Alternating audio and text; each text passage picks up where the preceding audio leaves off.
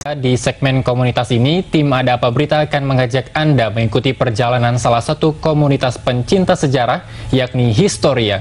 Kali ini komunitas Historia akan menjelajah serta mengungkap cerita di balik 3 gugusan pulau yang berada di Kepulauan Seribu. Nah, seperti apa asiknya menjelajah di pulau bersejarah tersebut? Kita ikuti perjalanannya berikut ini.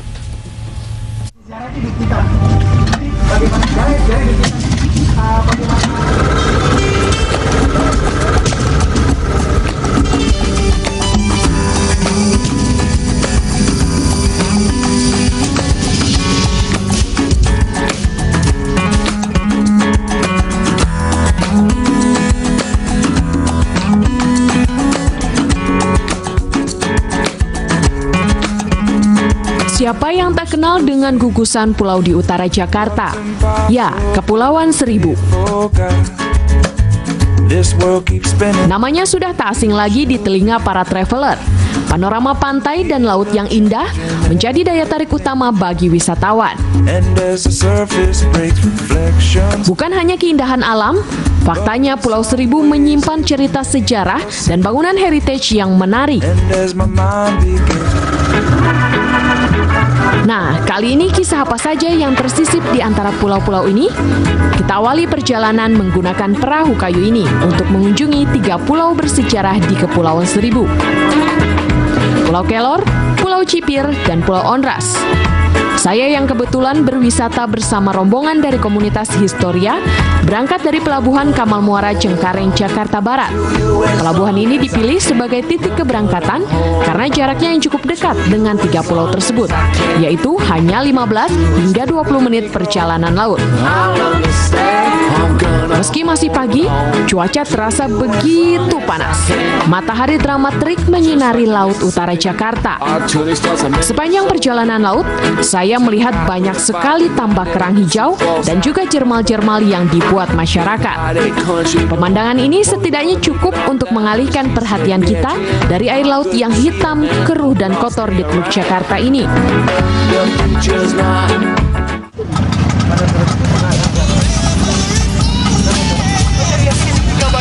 Syukurlah perjalanan tidak memakan waktu lama. Begitu cantik dari kejauhan, pulau kecil dengan reruntuhan sisa bangunan nampak di depan mata. Penumpang perahu langsung bersiap-siap, seperti tidak sabar untuk mendaratkan kakinya di pulau nan eksotis ini.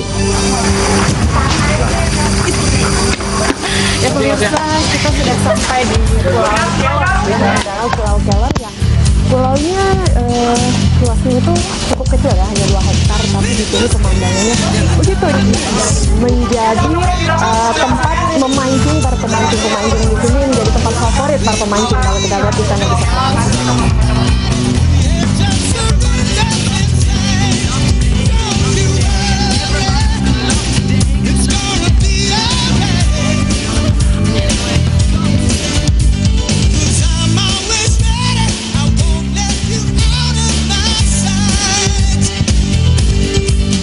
Ada satu warisan sejarah yang masih bertahan di sini, Benteng Martelo. Martelo itu artinya lingkaran atau bundar. Tadi yang sudah jelaskan.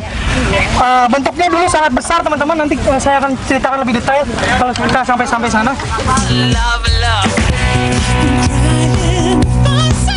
Ya, beruntung. Dibangun di abad ke-17, tepatnya di tahun 1849 oleh pasukan VOC di masa penjajahan kolonial Belanda, benteng yang berfungsi sebagai menara pengawas dan pertahanan ini masih bisa kita lihat, meski tinggal sisa reruntuhan. Benteng ini dibangun melingkar, bertujuan untuk manuver senjata secara 360 derajat. Ini adalah lapis terdalam. Melihat dari sisa reruntuhan, baik pengamatan dan penelitian, Benteng Martelo diperkirakan terdiri dari 2 bangunan benteng. Benteng ini pun memiliki ruang bawah tanah yang berfungsi sebagai penyimpanan amunisi dan tempat perlindungan. Sayangnya benteng ini hancur akibat terjangan tsunami yang disebabkan letusan Gunung Krakatau di tahun 1883. Ya, ini dia. Saya sekarang sudah berada di depan benteng dari Martelo. Nah, seperti apa benteng ini di dalamnya? Kita masuk aja. Nah, pemirsa bisa lihat di sini ini adalah sisa-sisa dari benteng Martello yang luasnya sebenarnya cukup besar dengan mengelilingi seluas Pulau Kelor ini. Dan di dalam sini kita bisa lihat ini bata-batanya. Batu-bata ini adalah buatan dari Belanda seperti yang ini. Ini yang dari Belanda asli itu berwarna kuning, dia dibawa melalui kapal yang fungsinya adalah sebagai pemberat kapal. Nah, untuk batu-bata yang berwarna merah ini adalah buatan dari dalam negeri, yaitu tepatnya dari daerah kawasan Tangerang. Itu didatangkan dari kawasan Tangerang.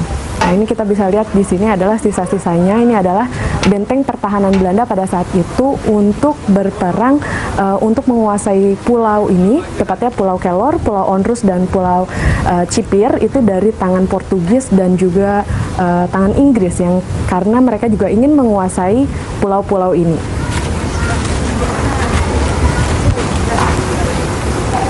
Oke, Mas Randy, ini di Pulau Kelor ini sudah ada apa saja sih fasilitas yang didapatkan ketika masyarakat untuk berkunjung ke sini? Oke, 2 tahun belakangan ini Pulau Kelor berkembang pesat, khususnya dari 3 pulau Kelor, Onrus, dan Cipir, Pulau Kelor ini paling berkembang pesat karena kita sudah lihat, saya 2 tahun lalu ke sini belum ada dermaga, toilet juga sudah belum ada, dan juga tempat-tempat untuk berteduhnya, bangunan permainan juga belum banyak di sini. Nah, 2 tahun ke sini ini sudah semakin menjadi pulau yang keren buat wisata. Kan banyak orang yang bilang ke wisata sejarah itu pasti menjemukan. Tapi kalau ke Pulau Kelor ini keren banget. Nah, kita patut bersyukur ini satu-satunya benteng Martello yang masih ada di sini, kecuali kan di Pulau Bidadari tadi. Wah, baru dibenahi 2 tahun belakangan. Padahal Gubernur DKI Jakarta Ali Sadikin sejak 1972 sudah menetapkan Pulau Kelor dan 3 pulau lainnya sebagai pulau bersejarah. Sangat disayangkan. Ini apakah dari dulu ada atau memang buatan dari pemerintah untuk menanggulangi abrasi ya yang dialami oleh pulau ini gitu? Saya boleh bilang Belanda itu hebat dalam membangun. Dia juga memikirkan bagaimana pulau ini tidak tergerus. Ini buatan asli, buatan Belanda. Benteng-benteng ini untuk menghalau abrasi-abrasi. Dibuat benteng saja abrasinya masih terus mengkikis pantai ini, apalagi tidak. Nanti kita bisa lihat di pulau ada bentengnya lagi di Pulau Cipir. Itu benar-benar buatan Belanda, masih ada kokoh untuk menghalau abrasi itu sendiri. Ini asli buatan Belanda, tapi sudah sangat terkikis. Jadi benteng-benteng ini untuk mengelilingi pulau ini. Oh, jadi ini buatan Belanda ya? Kalau untuk pemerintah hanya jalan sarana pendukung aja ya? Betul, sarana pendukungnya seperti toilet, MCK, lalu tempat pembuangan sampahnya sudah mulai banyak. Dulu kan waktu 2 tahun ini tempat sampahnya di mana, masih banyak yang buang sampah. Apalagi, mohon maaf, banyak pemancing juga yang tidak memperhatikan lingkungan juga. Dari pulau ini yang paling menarik selain Martello itu apa? Ada nggak? Ada kisah sejarahnya atau ada yang masih bisa dilihat dalam bentuk fisiknya sekarang? Kalau dalam bentuk fisik mungkin benteng Martello ini sendiri, tapi kalau dalam sejarah panjang sekali sejarahnya. Di sini cukup menyedihkan dan kelam kalau menurut kita sebagai bangsa Indonesia, karena di sini juga disebut sebagai pulau kuburan, di mana pribumi pemberontak, bisa dibilang itu pemberontak yang memberontak buru-buru, yang memberontak pada Belanda, itu tulangnya dibiarkan tercecer begitu saja di sekitar pulau ini tanpa pernah dikuburkan secara normal. Menjadi pulau pembuangan mayat ya? Iya. Jenazah. Pulau kuburan. Pulau kuburan. Tapi tidak dikubur. Tidak dikubur secara normal. Selain bangunan bersejarah, Pulau Kelor bak surga bagi para pemancing.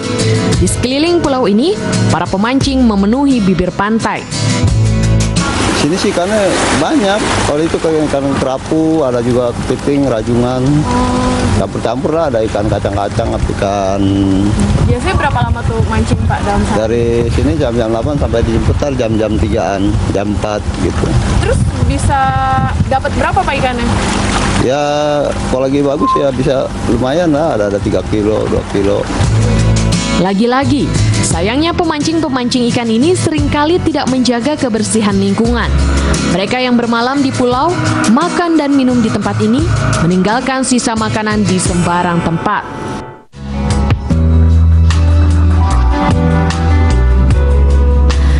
Tapi setidaknya, keberadaan petugas kebersihan dan penambahan sarana pendukung di lokasi ini sejak 2 tahun belakangan menjadi nilai tambah bagi turis domestik maupun luar negeri. Kita kan hidup di Jakarta ya, ini kan dekat sekali dari Jakarta dan ternyata banyak sejarah yang tidak kita ketahui karena mungkin willingness dari kita tuh kurang, yang setelah diketahui ternyata bikin takjub. Sebenarnya sih cukup, maksudnya dalam arti transportasi di sini kan ada, toilet juga meskipun tidak sangat memadai tapi at least ada, dan bukan air laut ininya, toiletnya ya. Terus bagusnya nggak ada penjual asongan juga ya, jadi rapi, terus sampah juga nggak ada ya, bersih, bagus sih.